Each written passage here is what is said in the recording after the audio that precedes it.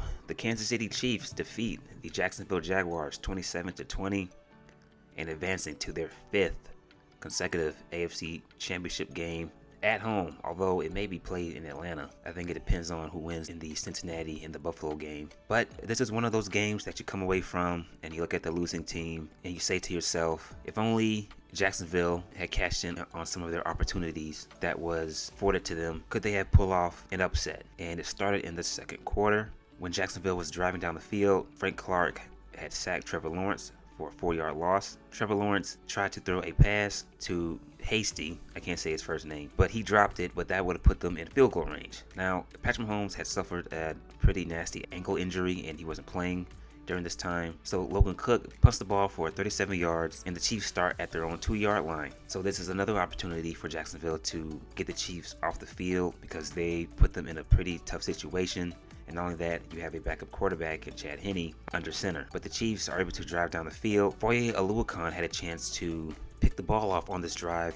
It was batted in the air, but he wasn't able to come up with a big turnover. And the Chiefs go down the field and score. So kudos to Chad Henne for leading that drive and putting the Chiefs up 17-7. The Jacksonville Jaguars was able to get the running game going in this game. Jacksonville took advantage of that by utilizing the play action. Trevor Lawrence took a huge shot down the field to Christian Kirk. But Christian Kirk was not able to reel the ball in. Now, I don't know if Christian was supposed to keep going vertical down the field or Trevor Lawrence threw the ball in the wrong spot. I don't know if it was some kind of miscommunication, but Christian kind of had to, it looked like Christian had to kind of adjust at the last second. But either way, he still should have came down with it, and that would have set Jacksonville up for at least a potential field goal to make the game 17-10 at that time. In the third quarter, Trevor Lawrence had a chance to hit Christian Kirk again for a nice little chunk play this time to convert a third down on an out route, but it was a bit underthrown and Christian wasn't able to make the completion. The Jacksonville Jaguars made it into a 3-point game as the game went along, 20-17, but Patrick Mahomes on a bad ankle was able to lead the Chiefs down the field, and Mahomes completes a 6-yard pass to Marquez Valdez-Scantling, making it 27-17. I might have skipped. Okay, no, I didn't. Okay, so the Jacksonville Jaguars are trying to respond on their next drive. They get into the red zone. Trevor Lawrence tries to hit Evan Ingram on a screen, and if he catches this, he probably puts them at the 1-yard line because he has some good blocking in front of him. But Evan Ingram's inability to catch the football reared its ugly head yet again, and he wasn't able to hold on to the ball, and he drops it. After that, Trevor Lawrence scrambles for a 12-yard run. Then he throws it to Jamal Agnew. It gets knocked loose, and Nick Bolton covers it. Jacksonville Jaguars squander away yet another opportunity to put points on the board. So yes, big plays, a drop pass, fortunate turnover at the end of the game. Foye Oluokun not being able to pick Chad Henne off when the ball was batted in the air. Definitely a game where Jacksonville had multiple opportunities to put the Chiefs in tough situations. And if they cash in on some of those opportunities, who knows?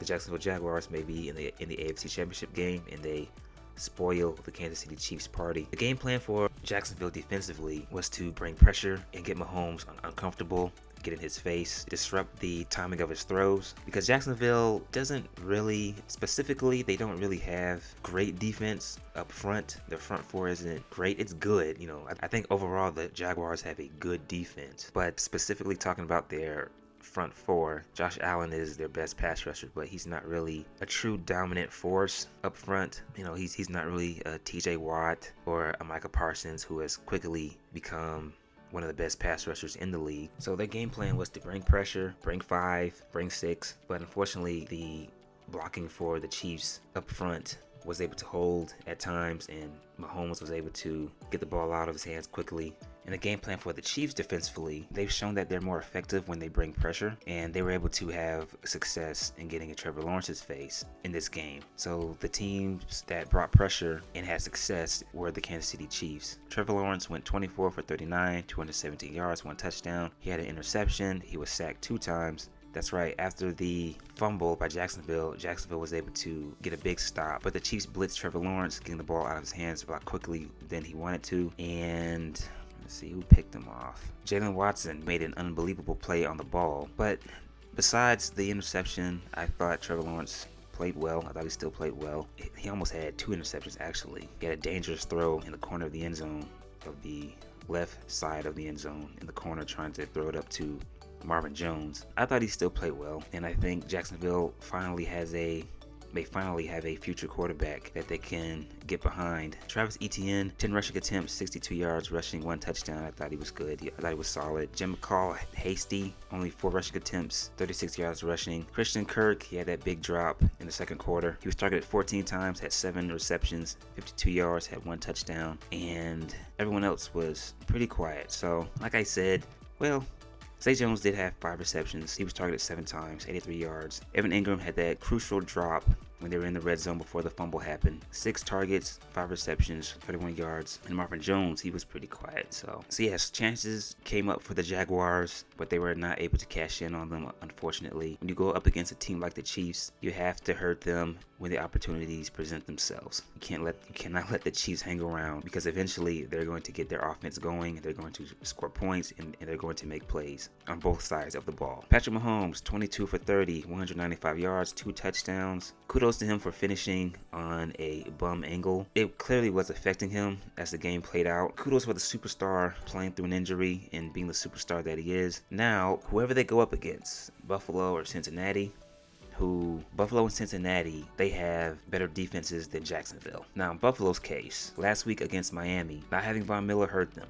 They were only able to get pressure on the quarterback, on Skylar Thompson, when they were able to blitz. Now, if Patrick Mahomes was healthy, that would have been a huge issue for Buffalo, because he's very good at escaping and buying time in the pocket and making plays with his feet and getting the ball out of his hands in weird situations and being able to deliver the ball in a flashy and a unique sort of way. But now, assuming that his ankle will still be a problem, Buffalo, if they're able to get past Cincinnati, then Buffalo is going to be salivating at the fact that Patrick Mahomes will not be 100%, and he may not be as mobile as he's been throughout his career so far. So that's going to be a huge issue. And then you got Cincinnati, who is capable of getting after the quarterback without being able to blitz. They do have some legitimate pass rushers. So we'll see what happens there going forward for the Chiefs. Chad Henne, kudos to him. 5 passing completions, 7 attempts, 23 yards, and 1 touchdown. Kudos to him for keeping that Chiefs offense stable and allowing Patrick Mahomes to come back into the game with the lead. Isaiah Pacheco, 12 rushing attempts, 95 yards.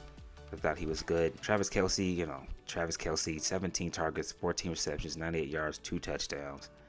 Everyone else was pretty quiet. Everyone else had 2 receptions, 2 targets, or 1 reception, 1 target. We'll see going forward. I think that if Mahomes is still not 100% with that ankle, I think that's going to play a big role in the AFC Championship game.